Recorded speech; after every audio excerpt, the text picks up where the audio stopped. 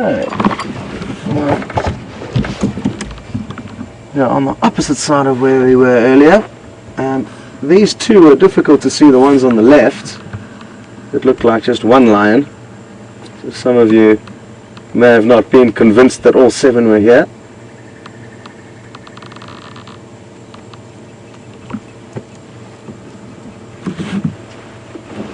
But they are. I've always battled to tell which one is which amongst these lionesses. But the one with its head up looks like one of the middle-aged lioness, probably just over 3 years of age. And the one in front looks like one of the older ones.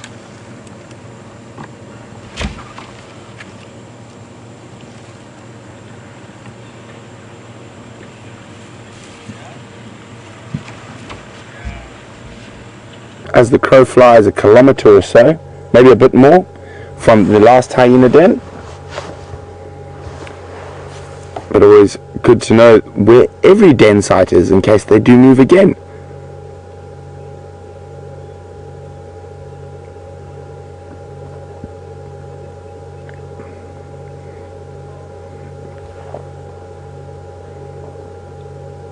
And he's definitely teaching that branch who's the boss.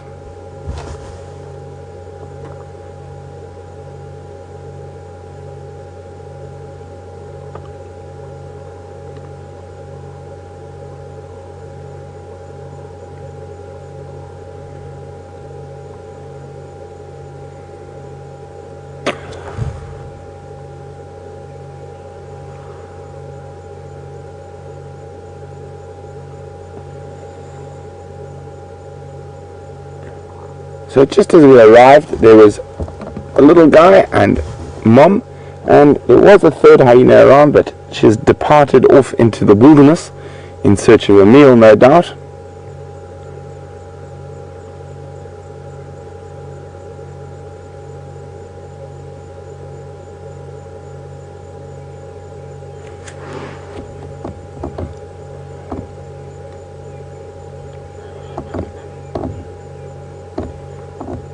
As you can see there, the hole below it looks like a fallen down knob thorn, and the hole is actually in the root system of that.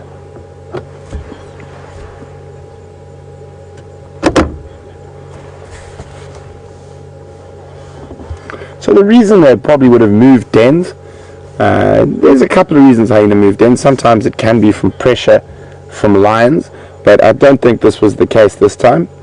I think they moved dens probably because of parasites. There are too many fleas in the old dens, so they'll rotate their dens to get away from those parasites.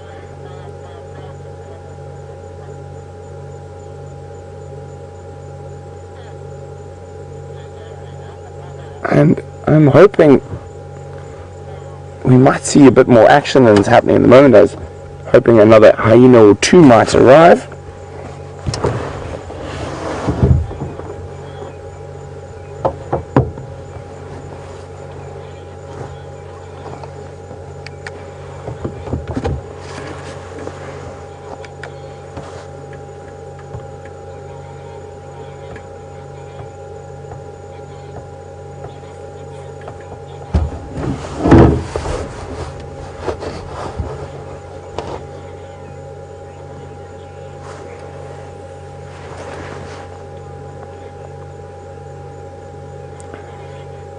So again, a huge thank you to Steph and Willem who found this hyena den while out walking, and Twitter apparently is going bananas, and as we can see, he is starting to lose that blackness and starting to develop some of his spots, and I agree with you, Twitter, he is very adorable.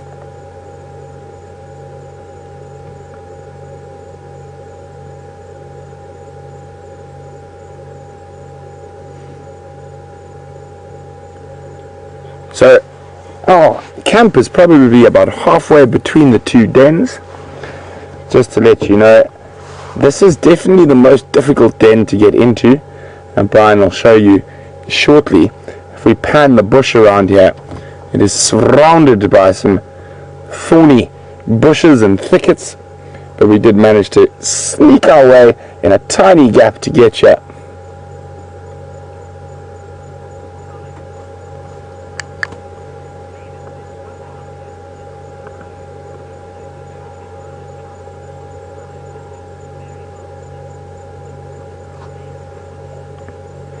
So as you can see, in a particularly thick part of the reserve, and Mavis just commented, well, we might have been driving past it all this time.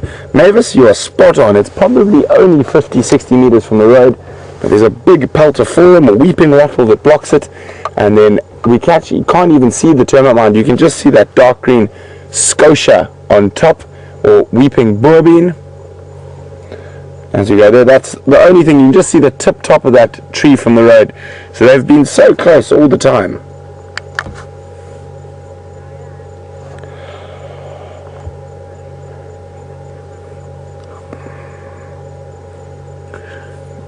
So from here to the Djuma cam, which Diane is wondering what direction or how far in relation.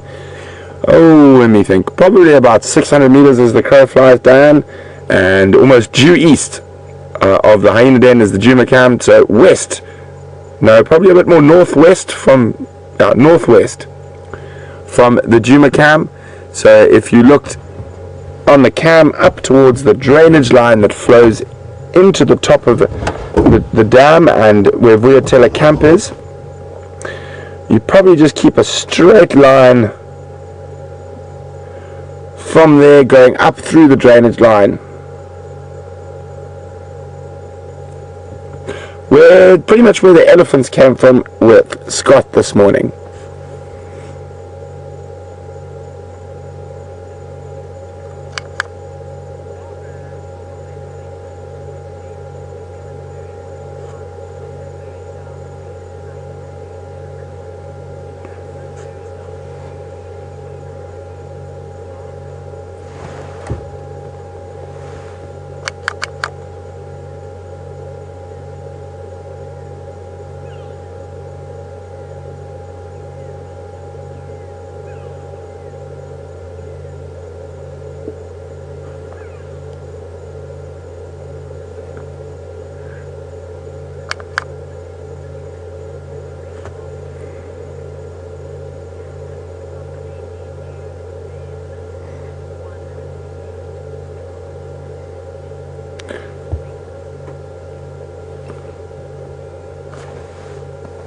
So, as we're sitting next to this new hyena den, Dennis from Lakeville, Michigan, with a name like Lakeville, I assume you're on the Great Lakes, Dennis, and quite a large lake there, or much bigger than what we've got in southern Africa. But Dennis is wondering whether this is a new den, or is it one that's been used before. Dennis, I've probably been used before by the hyenas, but we were not aware of this den, and neither were the Djuma guides. So for us it's a new den, but I'm sure the hyenas have used it before.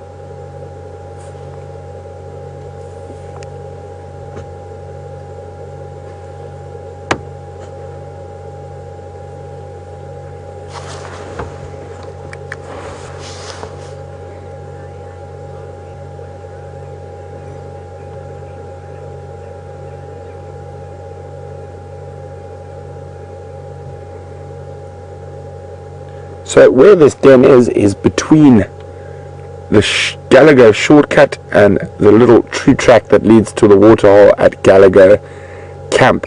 And Diane was wondering which road it was off.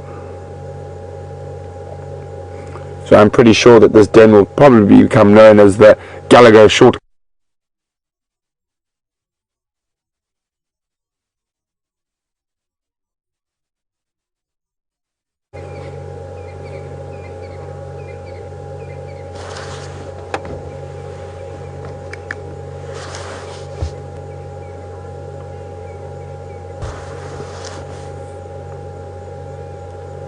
So obviously, I'm sure quite a few of you are wondering, and Stephanie in particular is wondering, how the cub moved from the old den site to the new den site, and whether it was carried or whether it would have walked. I think at this age it probably would have walked the majority of the way, but if it did get tired, the mother would have carried it. But I'm pretty sure it's not too far. I think it would have walked. If it was younger and smaller and less coordinated, then it probably would have been carried. But I think this particular individual would definitely have walked the long way.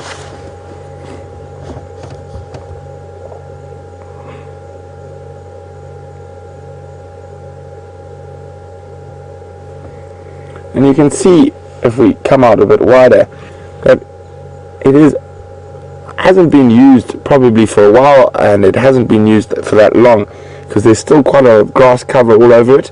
And when the hyenas utilize a den extensively for a long period of time, you can already notice that paths that and bare patches of soil that are developing in the areas that they frequent.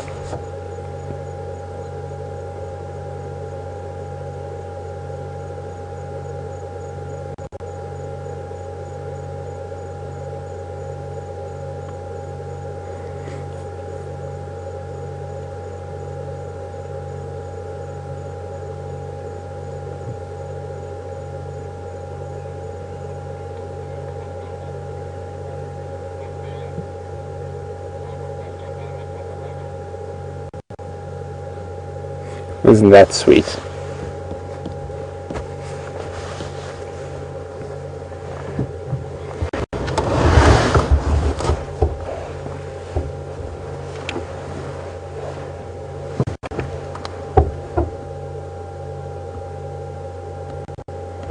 So guys, don't forget that it's a fireside chat tonight, and Scott, James and myself will be on the log answering some of your questions and going over some of the highlights from the last week. And we're going to be discussing the Nkuhumas and the Birminghams and the different pride dynamics that are happening at the moment, as well as what's happening with Shadow and Sindile and the fact that she's mating again with Tingana.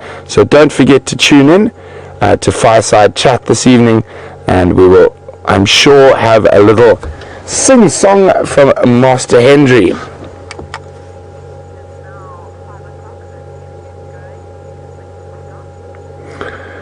So Brian and I are going to go set up that said fireside chat.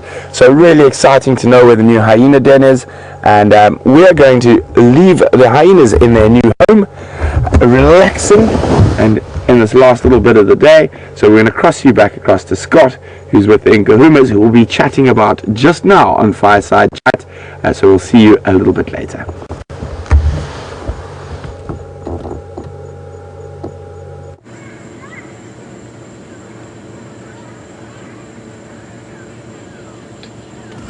Welcome back, everyone, and I'm sure a lot of you are so happy to have seen the hyenas, and aren't you lucky that it was active with mothers and cubs? I'm looking forward to seeing what their new home is like. Nothing has changed here, other than the fact that there are a few other vehicles that would like to come here, and because we have already spent quite a lot of time here, it's almost our turn to move on. So I just thought I'd bring you across to have another quick look at the Nkuhuma Pride, all 7 of them reunited, which is great because, like I said earlier, they weren't together last night when we left them, and it would have been interesting to know how their night turned out. I think they may have caught something small. Andrew agrees with me, maybe an impala just to keep them going, but they certainly did move quite a distance, probably about 2.5 to 3 miles from where we left them on Djuma last night. Anyway, we will probably be sending you back to Brent's with the hyena den, and we're going to continue back towards Djuma, having made space for another vehicle here, and hopefully we'll find Sindile on the way back. Oh, apologies, you'll be stuck with me. Brent is going through the fireside chat. So, we just need to find a little way out of here. It shouldn't be too much trouble. There's one other vehicle here at the moment, but 2 are making their way.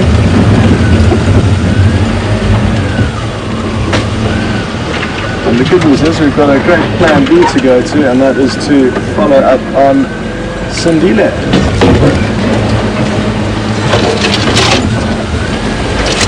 Still completely overcast today, but there are a few very light blue patches above the clouds, so maybe it's just a thin layer, but it has been overcast since this morning.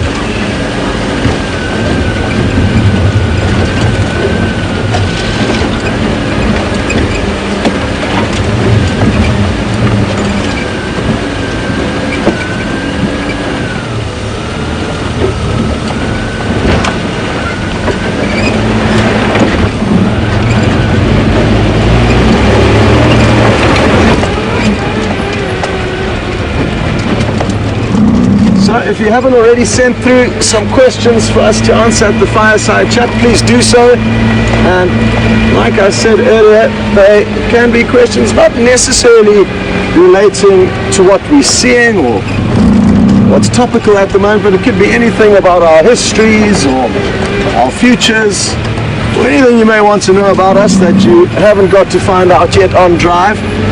Also, any thoughts or questions you may have on Shadow's mating with Tingana and the effects that they are going to have on the leopard scenarios, and especially Sindila and what's going to happen with him.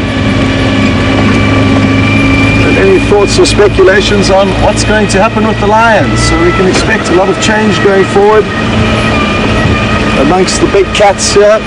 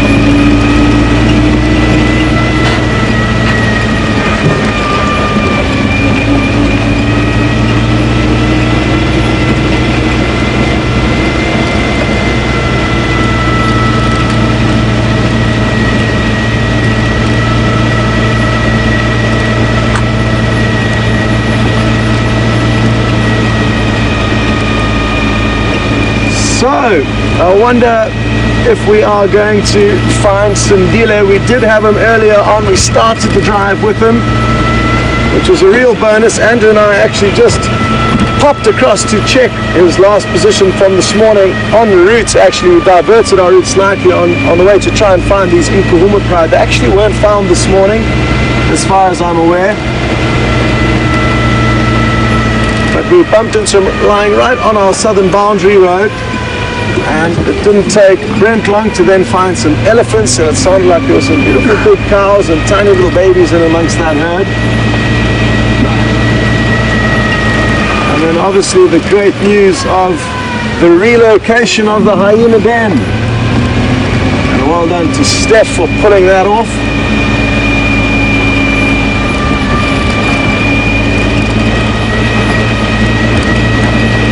Now hopefully another little brief sighting with Sindile before the fireside chat kicks off.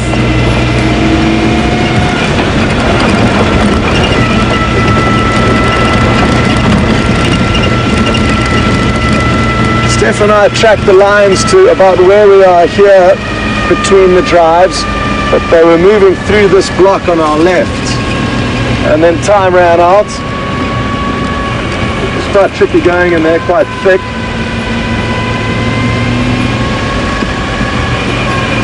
It really is so much fun getting off the vehicle on foot, trying to track down these animals. I guess it's because it is so challenging, and most of the times you go tracking you don't come up with anything, but the time you do, and finding an animal on foot, especially like a pride of lion or a leopard, is a real rush. And it's something that I certainly don't ever think I could get bored of doing.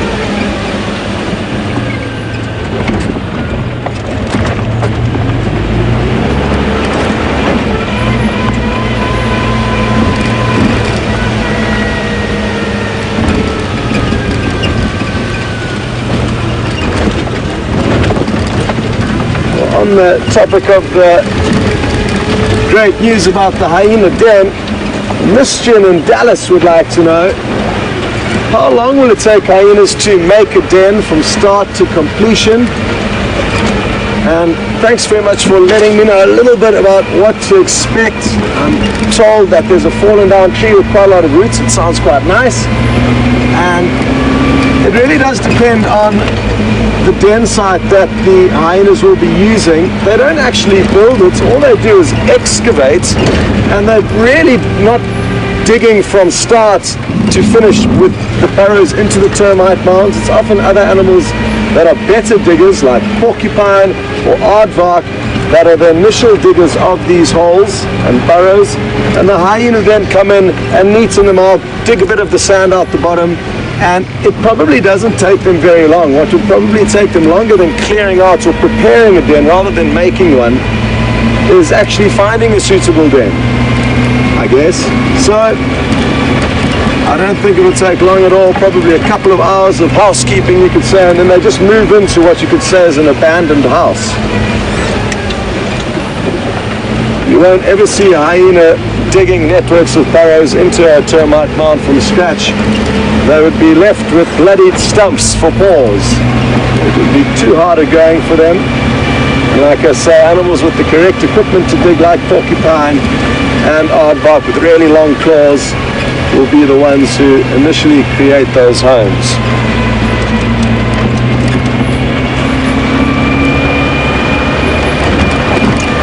Oh, thanks very much, guys. We're crossing back to Vuatela.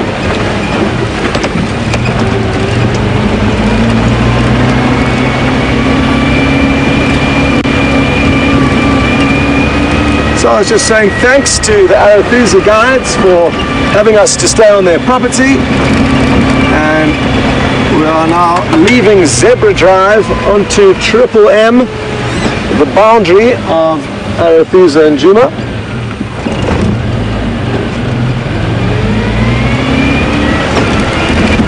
And then we'll shortly be taking a left onto Gowrie Main, which is the southern boundary of Djuma. And Arathusa continues straight down to the south.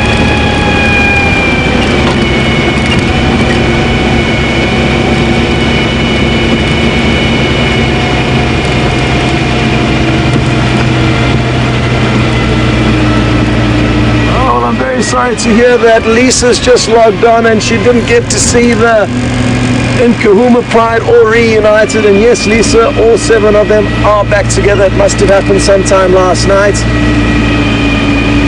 But you didn't miss out on too much action. They were all fast asleep, but very happy to see them reunited. And now we are actually going back to look for Sindile, Lisa. We had him earlier on the drive right at the beginning. And hope he hasn't gone too far from where we left him. We had an incredible sighting of him chasing a squirrel up into a tree and then showing us probably not the most well executed of tree climbing, but he did have a tricky tree that he was trying to clamber up. The squirrel was never at any stage in danger and was just chirping loudly at Sindile from above.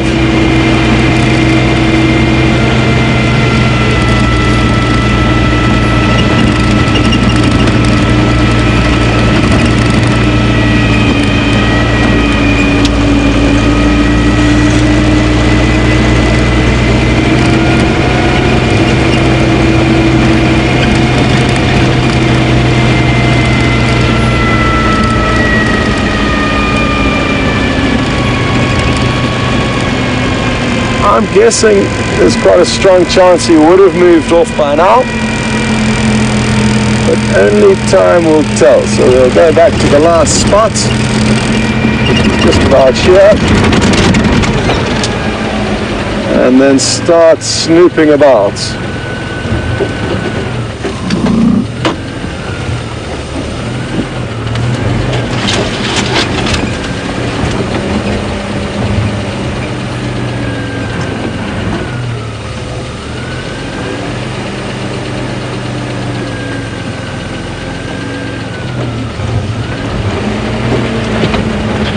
I've just got myself completely discombobulated and I'm in the wrong area.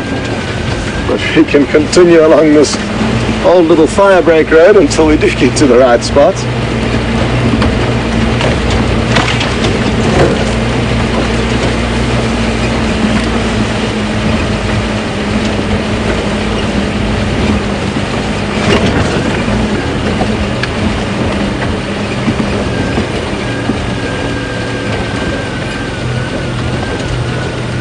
Well, we don't very often hear from our Brazilian viewers, so very happy to hear that Rosemary sent through a question.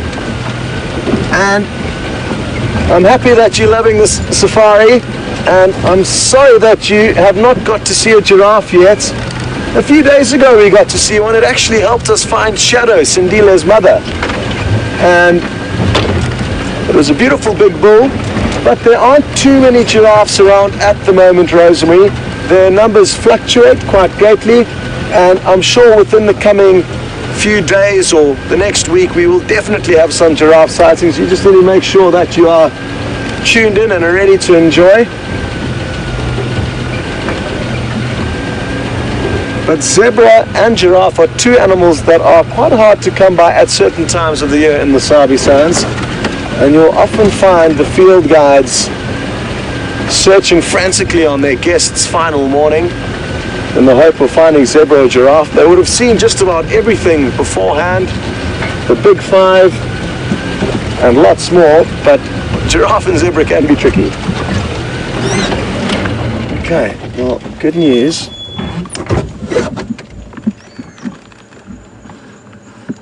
Sindile has just got up and active. Taxon is here with him. So our timing could not have been any better. He had not moved an inch from where we left him. So well done to all of you, because you guys decided to head off to the Nkuhuma Pride, and it was a very good call.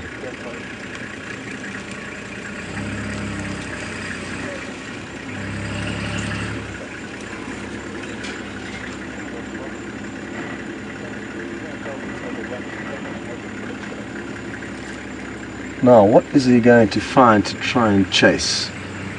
Possibly some Franklin. It must have been really excited when the red-crested Korhaan was approaching the same termite mound that he was on. That sounded like a great sighting just the other day. And it won't be the first time that he tries to catch those specific ones, because they are quite territorial. And I actually saw one just before we found him.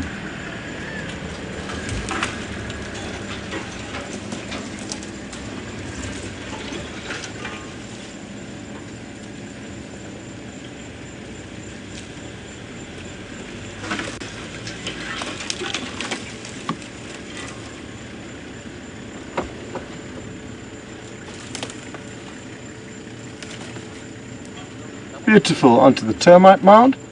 Let's try and get a little bit closer.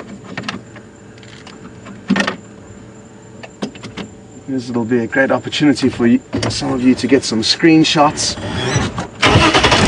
And I always urge the viewers to take screenshots. It's a great way for you to document the different sightings that you have. And you really do get some incredible opportunities to get some print-worthy pictures.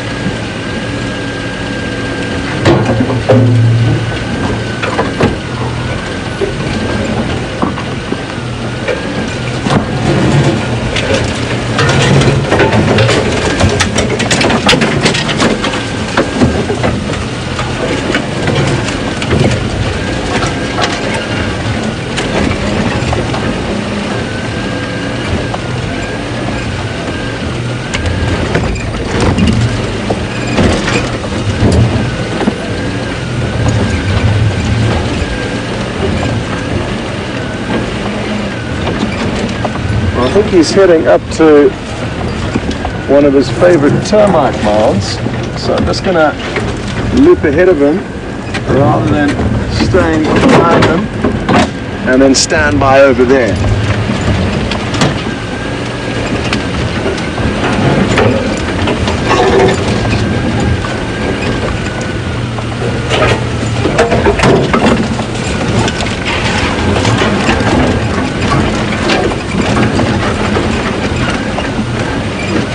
question through from Mauricia and Louise, both interested to know the same thing, and that is, what area is Sandile currently in? We are in an area where he has been spending a lot of time over the last few... Watch your heads, everyone! Has been spending some time over the last few months. Well done, Andrew.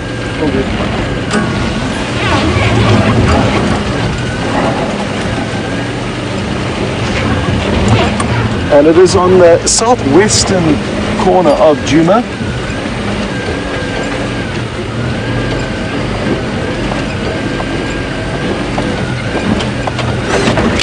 Just on the boundary with Arathusa.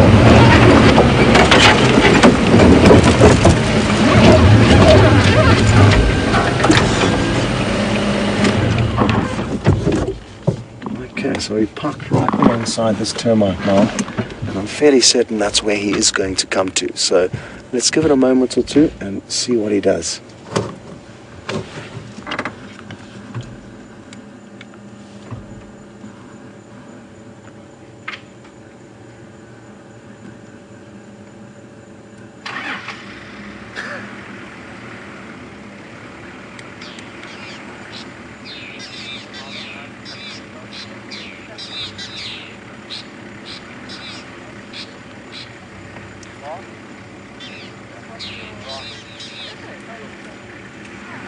So he has stopped at the base of a marula tree, and maybe he's going to prove me wrong to get me back for showing all of you his attempt at catching that squirrel earlier.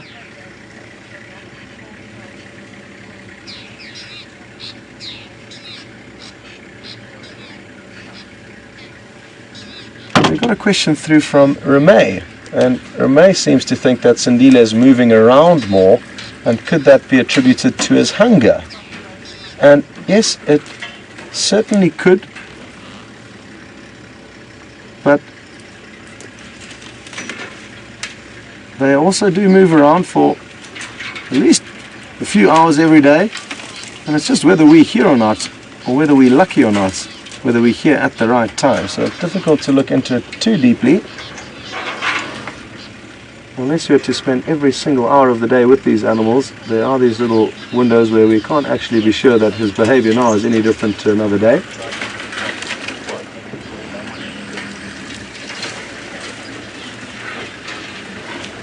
Oh, please go up this marula tree.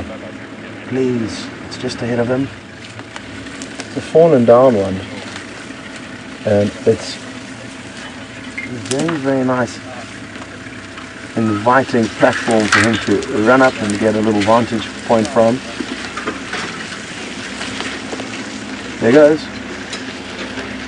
No? Oh, yes. Wonderful.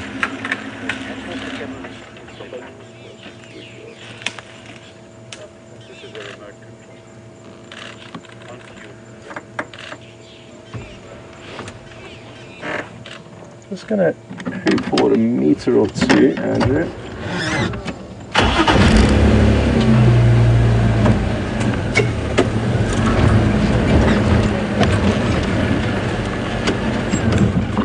There we go, that should be better.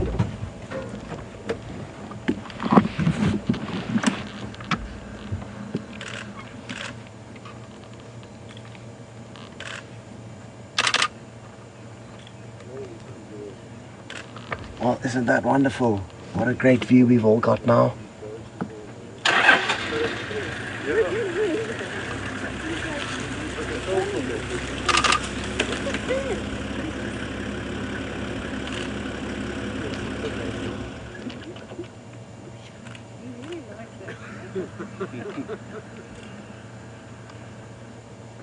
Well, we were wrong about the termite mound, but at least it brought us into this position to watch him going up the tree.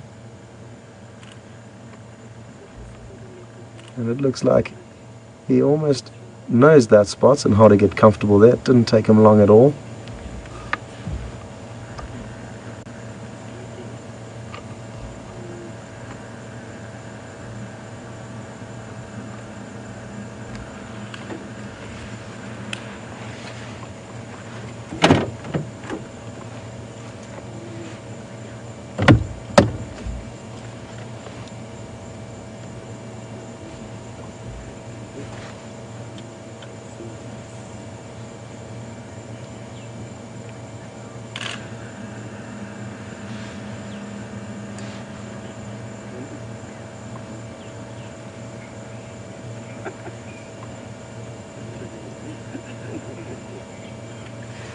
Well, for those of you who have just joined in this evening's show, it's important to know that it was 3 nights ago that Sindile's mother left him, so it's been 2 full days of him being alone. This will be the 3rd day of him being alone. And he's been hanging around the same area waiting for his mother to come back and collect him, but she's busy mating with Tingana and could be gone for another day or so. And a lot of you are concerned about his well-being, and we've discussed that food should not be a problem. He'll be able to either catch a few small meals of his own or just survive a few more days. They can go 5 or 6 days without feeding. But Charlie's wondering, what about water? Where will he get his next drink? Will he go off to the nearest water hole? And even though I think he does know his way around and could get there, I think he's not going to stray that far. The closest water from here is probably the treehouse water hole. Oh, look at this.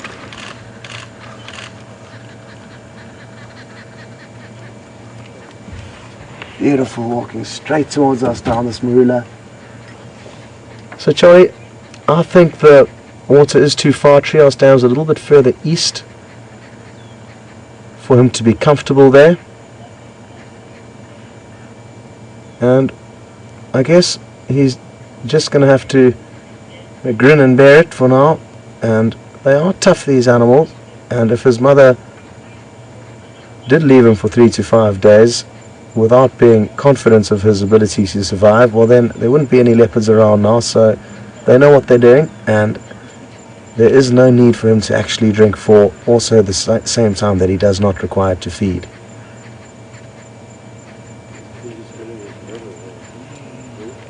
You can see he's sniffing this tree very, very intently.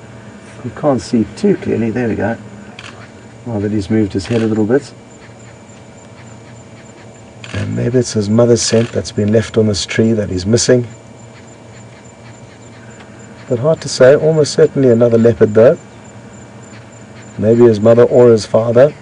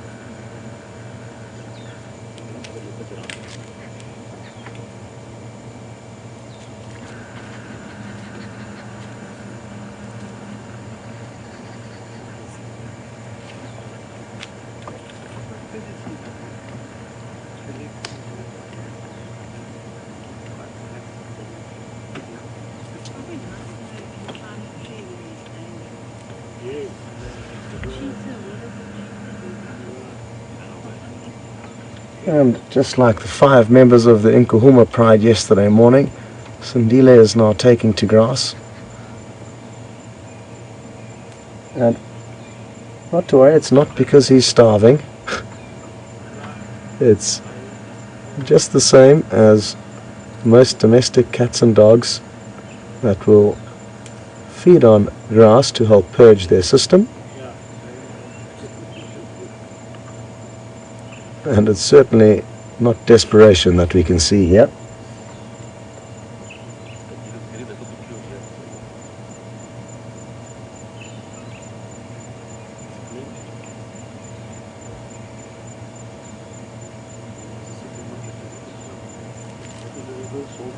What's he sniffing so excitedly in there?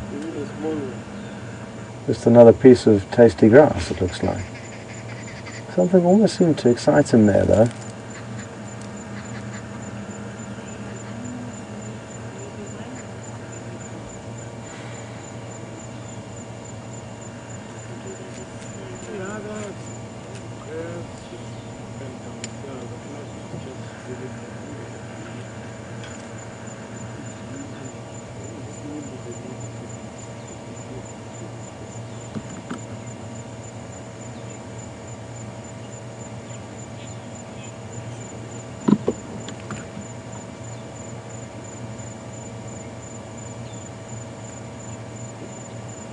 Well, sadly, there's not too much in the immediate surroundings in terms of prey that we can see. No francolins moving about. A steenbuck would be just the perfect size prey for him to try and tackle down. It would be a monumental step if we did get to see him catch an antelope for himself, because that would confirm that he can in fact look after himself almost from now.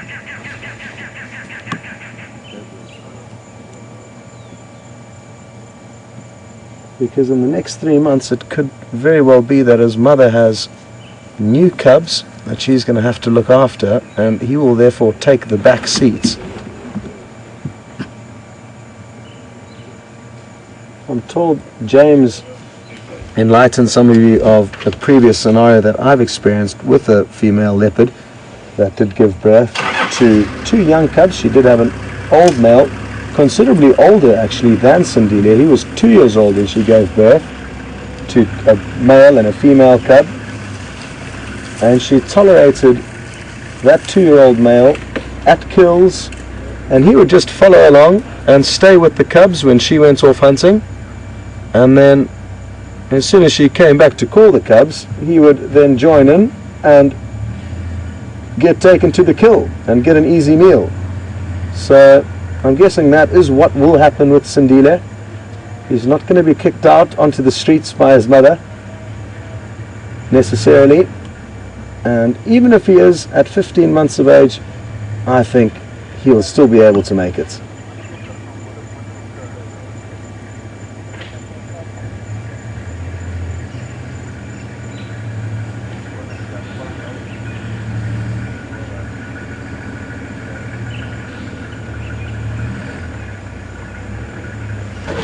Okay, well, I think it's time to now reposition again.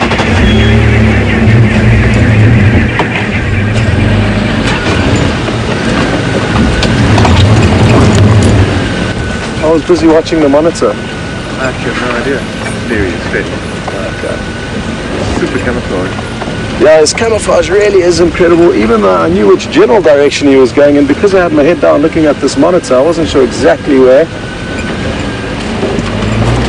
Going to speed it up. Oh no, he beat me to it. But I'm still going to speed you around. He ran up this termite mound.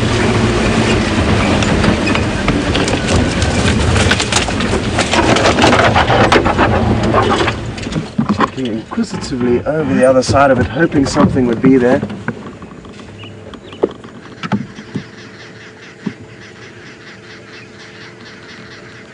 But nothing.